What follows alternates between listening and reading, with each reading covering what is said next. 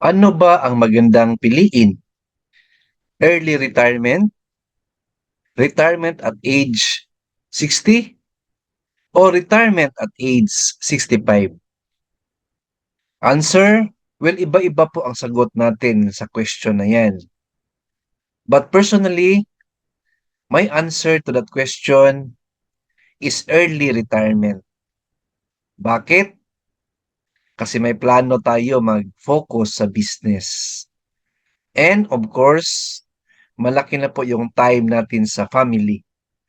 So meron na din tayong time to exercise, time to rest, time to relax, and focus sa passive income, not active income.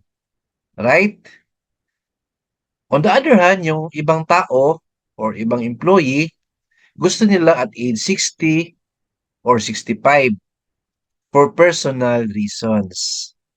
Okay din yan kasi may ibang plano sila. Right?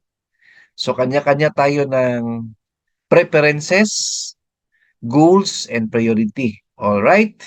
Importante, happy tayo sa desisyon natin. Enjoy our retirement benefits soon. Thank you for watching. Please like, share this video, and subscribe my YouTube channel.